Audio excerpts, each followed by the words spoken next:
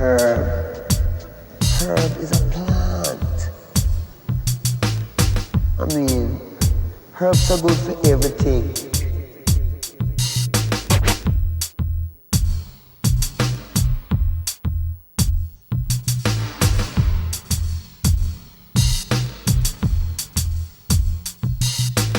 Herb.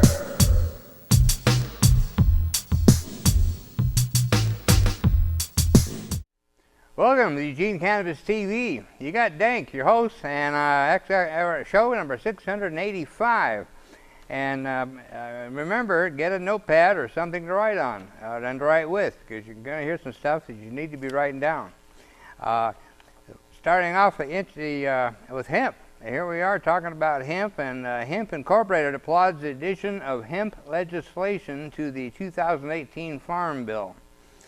Hemp Incorporated, a global leader in the industrial hemp industry with the largest multi-purpose industrial hemp processing facility in the Western Hemisphere, announced today the company applauds Senate Majority Leader Mitch McConnell for getting his hemp legislation, known as the Hemp Farming Act, included in the 2018 Farm Bill. Securing the Hemp Farming Act as part of the 2018 Farm Bill has been a top priority of mine. I look forward to continuing to work with my Senate colleagues on this and many other issues important to Kentucky agriculture as we move towards consideration of the Farm Bill, McConnell said in a statement. The Senate's Farm Bill still needs to be approved by the Senate Agricultural Committee and the full chamber. In April, McConnell introduced a bill that would remove industrial hemp from the federal government's schedule of controlled substances. The Hemp Farming Act of 2018 stipulates that hemp will be legalized and removed from the Controlled Substances Act, and also makes industrial hemp eligible for crop insurance. Politicians on both sides of the political aisle are recognizing that the cultivation and manufacturing of hemp in the United States is crucial to empowering farmers nationwide to generate new income streams and further our agricultural economy, said Hemp Incorporated CEO Bruce Perloin. The movement toward the federal legalization of hemp is gaining momentum as more states pass hemp legalization laws, and an increasing amount of policymakers support legalizing hemp on Capitol Hill. Notably, there are now 40 states in the nation that have legalized hemp. Companies seeking to enter or further develop their footprint in the industrial hemp marketplace are aligning with Hemp Incorporated for the company's proven expertise and state-of-the-art hemp processing and manufacturing infrastructure in Spring Hope, North Carolina. Hemp Incorporated, their 85,000 square foot hemp processing and manufacturing facility has been operational since August 2017. Hemp incorporates in a consulting agreement with HQ Global Education Incorporated, a scientific research company, entails that Hemp Incorporated will provide consulting services in an attempt to help HQ Global Education Incorporated expand into the hemp CBD industry. In addition, Hemp Incorporated also announced that the company encourages large-scale companies to secure their hemp biomass now before Hemp Incorporated's supply runs out. Hemp Incorporated also recently announced that its strategic hemp growing partner, Veteran Village Kins Community Arizona Incorporated, had completed installation of the solar and wind-powered energy system for its 500-acre Veteran Village Kins Community in Golden Valley, Arizona. The Veterans Village Kins Community designed to grow hemp and produce CBD products to benefit veterans as well as generate revenue for Hemp Incorporated. The veteran and individual veterans living in the community. Dozens of master growers from Arizona, Oregon, California, Kentucky, North Carolina, Nevada, and of course Arizona, companies and organizations have expressed an interest in pursuing a joint venture with Hemp Incorporated to grow each industrial hemp on the each grow industrial hemp on the 300 fenced acres in Arizona is part of the Great United American Hemp Project. Interested master growers from around the country should contact project manager Dwight Jory. Hemp Incorporated announced that its strategic growing partner, the Veteran Village Kins Community Arizona, has completed its final site plan blueprints for its 500,000 acre site in Golden Valley, Arizona. So anyway, that's really exciting. That's hemp starting to take off, and when we talk about Arizona and Nevada and some of these states that were known for really being anti-marijuana states, it's interesting to see the turnaround, especially the turnaround like our Republican McConnell. Sounds like at least he's doing something right. I like to say even a broken clock is twice right a day. I mean, it's right twice a day. But anyway, and then on local, as far as meaning Oregon, the Oregon Cannabis Association's latest bulletin here I wanted to talk about. As many of you know, the OLCC announced today that the Commission will be refocusing its resources to concentrate on enforcement related to existing cannabis licenses and working through the current enormous applicant pool. As a result, they will pause the acceptance of new applications starting on July 15th. While not officially a moratorium on new licenses, this break will, in theory, allow the OLCC to clear out the significant licensing logjam and spend the time and energy required to fulfill its enforcement and regulatory obligations.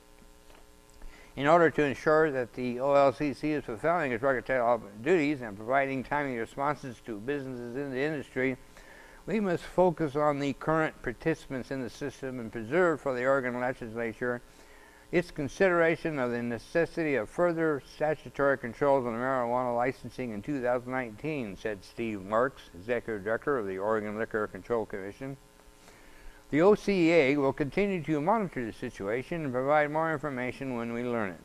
The OCA will also be seriously considering our positions going into the 2019 legislative session as they relate to improved OLCC funding, lifting the moratorium to add new licenses, and the myriad of potential consequences of this temporary and potentially more permanent halt to licensing.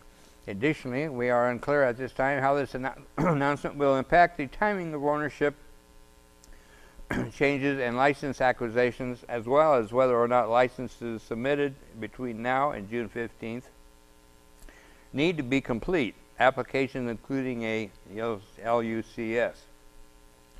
Additionally, a group of OCA leadership circle members sat down today for a question and answer with Jesse Sweet, Administrative Policy and Process Director of the OLCC, to discuss further topics facing the Oregon cannabis industry. This discussion was incredibly productive and covered several other important issues, including social consumption. This continues to be a high priority for the OCA, and we are working hard to ensure that other stakeholders, allied organizations, and the OLCC can find common ground for a bill this session that will not receive as much pushback from public health and Association of Cities and Counties as previous concepts. Diversion. The OCA will collaborate with the OLCC and others to ensure that by tightening the rules around wasting and disposal without making them overly onerous, the questions around diversion out of the license system can be more completely answered. Metric. The OCA and its members have identified a series of challenges with the metric system, and we are working to try and rectify the more serious problems by providing insight to the OLCC. As always, the OCA strives to keep our members and broader community informed of significant changes. We will continue to update as more information is available, and please feel free to reach out with questions. Finally, the OCA heads out with more than 30 Oregon cannabis businesses for our annual DC Lobby Days next week. We invite you to get tickets to our next local events. which includes the OCA Women's Section Investor Workshop, the Summer Fair. So anyway, that's the Oregon Cannabis Association. That's the ones that got the bucks, and the lobbyists, and they are the ones that have the ears of the legislature. So you notice there wasn't any talk about patients and the problems that we're having with OLCC. They could care less. This is Oregon business. They're our business concerns. I wrote a letter to the director of the OCA and specifically asked what the OCA was doing to help save the medical program and to help patients with their problem of not being able to find growers. I didn't get an answer. Surprise. So anyway, it's all about money, and that's the way the cannabis industry is. And there are a few good ones in there. For instance, Sean Beeman, our friend I'll think of the business in a minute, but anyway, so we do have some good business people there and some good stewards, but a lot of them are out for their own gain, and that's the way it has been. Many years I worked for legalization and didn't have anything to work on and work with, but now this legalization is here, now everybody with the bucks is stepping up, but you don't see a lot of people stepping up to help the growers. However, at this time I should mention CompassionateOregon.org. Check out their website and please support them. That's one of the few groups and we have that are actually working for the patients for the Oregon Medical Marijuana Program. Anthony Taylor and a good bunch of people there are doing what they can and trying to make things better. Anthony Taylor is a member of the Oregon Cannabis Commission, which is the advisory committee to the legislature on marijuana business, and he trying to get things improved. As some other people I know about are trying to get some changes, in the program that don't necessarily be legislative, be more administrative. For instance, why should a terminal patient have to get have to keep submitting his paperwork every year? You know, it's not like he's going to get better. So. And disabled veterans, the same thing. Why should they have to keep reapplying yearly? Disabled, they're never going to get any better. So there's no reason to have them renew the card every year. At least go 5 years at a time or whatever. So there are some changes that are in the works, and we're hoping that they'll come about. Also, they're trying to work on the $200 drunk fee that the OLCC is thrust upon us as cannabis users. Part of their ignoring Measure 91, which was, so again, surprise, surprise, Measure 91 clearly stated that it would not impact the medical marijuana program and it wouldn't change the marijuana program. And then the legislature, of course, took out a hold of it and did 180, and the rest is history. So the patients continue getting screwed, only not quite as bad in some ways, but still as bad in others. So anyway, still renew your card and support the program. We need to keep the program going for the patients. The patients are the ones that started this thing. It's what's benefiting the patients, and we need to help the patients. So again, support medical marijuana program, medical marijuana patients, and freedom in general. So I'm going to be right back with the second half, and I'll be here, and I hope you will be too. We got some more information. Do you suffer from fear of losing your election? Are you terrified that voters will discover you've done nothing to improve their lives? Maybe it's time you talk to your spin doctor about Incarcerex.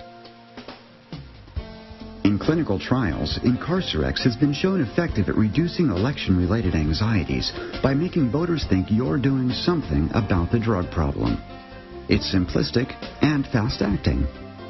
If your problems continue or get worse, you can always double or triple your dose of Incarcerex. Whether it's addiction, therapeutic use, or just casual use, there's an Incarcerex plan for every American.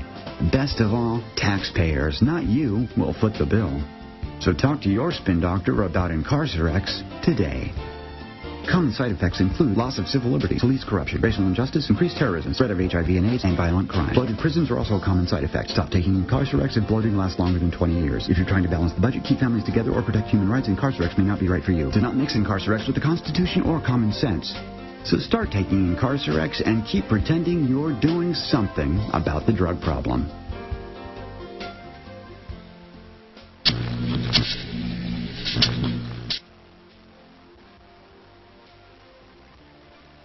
Welcome to the second half of episode 685 of the the Eugene Cannabis TV. You got your host Dank here, and we talked about hemp the first half, and excuse me. I wanted to talk about, this is an article that came out in the marijuana bizdaily.com, June 12, 2018, written by Bart Shanman. Oregon to inspect outdoor cannabis harvests in response to federal law enforcement pressure. Oregon regulators plan to observe and inspect the coming outdoor cannabis harvest will inconvenience many growers, but some industry watchers conclude it shouldn't be much of an added financial burden. Here are the basics surrounding the issue. Number one, the federal government. In particular, the U.S. Attorney for Oregon is scrutinizing Oregon's medical marijuana industry due to overproduction and potential diversion concerns. Number two, Oregon growers must notify the Oregon Liquor Control Commission, which regulates the state's licensed cannabis market, before harvest so it can monitor crop gathering. Some growers are anxious the OLCC is already overburdened and behind. Number three, some growers are anxious the OLCC is already overburdened and behind schedule even before adding these new inspections. Number four, scheduling the monitoring could prove tricky because growers often aren't sure when they will harvest. Number five, requiring outdoor cultivators to notify authorities when they will harvest is an unusual move by state regulators and not common in the cannabis industry. The OLCC scheduled a public meeting for June 15th to discuss details on how it will require outdoor growers to notify the commission so regulators can send a representative to monitor the harvest. According to a news release, the agency has identified harvest as an opportunity for diversion and plans to require outdoor growers to notify regulators of 5 separate harvest dates 24 hours before the first planned harvest date. OLCC spokesman Mark Pendinger said the state hopes to hear constructive input from marijuana executives at the hearing to achieve the intended outcome. That's good for the state's industry. We have the federal government peering over our shoulder with regard to diversion, he said. We know that with the fall outdoor harvest, there has historically been significant diversion. The growing concern. This comes as the OLCC recently announced it would halt processing of new recreational cannabis business licenses until next year at the earliest, effective June 15th. The agency said it was backlogged and needed time to process licenses that it had already received. All of this is in response to concern at the federal level over too much cannabis production in the state. Billy Williams, the state's U.S. Attorney General, has repeatedly called on regulators and law enforcement to take steps to prevent Oregon-grown cannabis from leaving the state. The OLCC's Pendinger said nobody at the federal level is making a distinction between whether that marijuana is coming from the licensed or unlicensed market. However, one high-profile example and a black eye on the legitimate market was the arrest of Richard Wilkinson last November. Wilkinson, the owner of Portland-based cannabis extraction company Rich Extract, was stopped in Lincoln, Nebraska with a van full of marijuana products. The products were valued at $1.1 million. We need to show the federal authorities we're dealing with this in a serious manner, Pendinger said. But one outdoor grower in Oregon doesn't think the state's plan will remedy the problem. How is watching me harvest going to do anything for diversion? Asked Pete Gendron, president of the Oregon Sun-Grown Growers Guild. I can't understand how an agency that's already overburdened and behind schedule is going to spend its limited resources doing everything that is futile and literally fruitless. Gendron pointed out that the outdoor growers in the state already have cameras with 90 days of video storage capacity running on their property to monitor crops.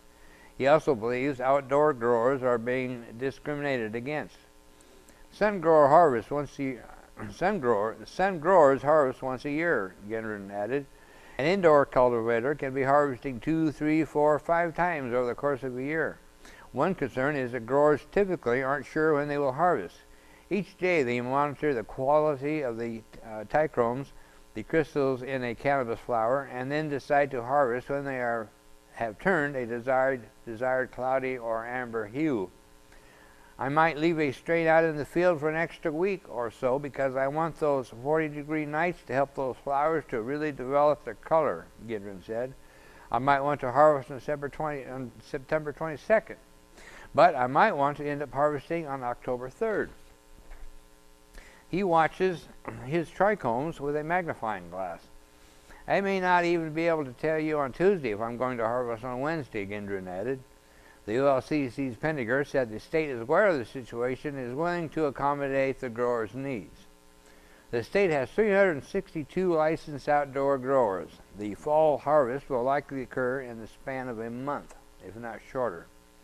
Pendiger declined to elaborate on how the state would inspect every cannabis farm during harvest, though he said the monitoring would be more like a spot inspection than a requirement that someone from the OLCC be present at every harvest.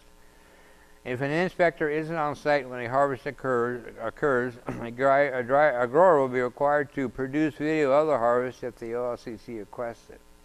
One question is whether this will create any additional cost to growers, including additional labor costs. It's just a small amount of paperwork, said Donald Morse, director of the Oregon Cannabis Business Council. It's not the end of the world for the producer. According to Pendiger, while there may be some unforeseen costs, he doesn't anticipate any huge added financial burden. It's more of a notification that we will then use to verify any activity as it's reported into the cannabis tracking system, he said. The state will be looking for any activity that would lead them to believe cannabis is being diverted to the illegal market, including scamming or improperly logged weights. If the details of how the growers will notify the state about harvest dates haven't been ironed out, we are serving notice to the industry that we are going to be poking around, Pendiger said. So there you have it, and this Pete Gendron that they mentioned is a great guy. I endorse him a lot. He's one of the few people in the whole. Anyway, he's one of my top people, and I respect him. And then we have the story: President Trump will probably back states' act to end federal prohibition. This came out on June 8th in the leafly.com, written by David Downs. President Donald Trump chimed in Friday morning on pending plans to end the federal war on marijuana in legalization states. Speaking to a gaggle of reporters on his way to a summit in Canada, Trump reiterated his support for a states' rights solution to the federal-state marijuana policy conflict. Speaking on US Senator Cory Gardner's newly introduced States Act, Trump said, I support Gardner. I know exactly what he's doing. He's looking at it, but I probably will end up supporting that, yes. President Trump's, there's two words I hate to use together, President Trump. His Attorney General, Jeff Sessions, said Colorado Public Radio that he did not get to weigh in on the White House's talks with Gardner and said cannabis remains federally illegal. I was not a participant in the meetings he had at the White House, Sessions said. We are not guaranteeing and cannot guarantee persons who use or distribute marijuana are protected from federal prosecution. As expected, lobbyists for state and federal narcotics officers came out against the bill. The National Narcotics Officers Association Coalition in Washington stated in a letter to the White House on Thursday that the proposed States Act attempts to encourage more drug use in America. The statement is co-signed by powerful unionized public employee groups, National Sheriff's Association, Major County Sheriff's Association, Major Cities Chiefs Association, National Narcotics Officers Associations Coalition, National High Density Drug Trafficking Area Directors Association, and Law Enforcement Action Network. The Narcotics Officers Group also said state-level legalization in 9 states is fueling a black market in others. In response, critics of federal prohibition say ending the failed U.S. policy solves the problem of interstate cannabis by regulating it. If every state were to start regulating marijuana similarly to alcohol, illegal marijuana trafficking would be about as prevalent as bootlegging moonshine, Mason Tvert Marijuana Policy Project stated. Cannabis law reform leader and marijuana policy project spokesman Mason Tvert also responded, saying, "Not surprising, the guys who get paid to fight legal marijuana cultivation, distribution, are fighting to keep all marijuana cultivation and distribution illegal." So it's just more of the same on that, you know. But anyway, we hope that state act will go through. It depends on what, as Whoopi Goldberg calls him, the guy in the White House. That's what I like to call him, among other things. Yeah, the guy in the White House. So anyway, appreciate you being here for the show, and encourage you to come back and watch the next one, and be a guest. Come down behind the Shetland High School. We're on Mondays and at 4:20, and come by and be on the show, or just go by and watch while we produce the show. We'd love to have some company, and especially volunteers. If you ever want to get into video, here would be a great place to start. So again, I'll be here next time, and I hope you will be too. You got Dan Kuzer, and I'm your host, and be here next time. See you then.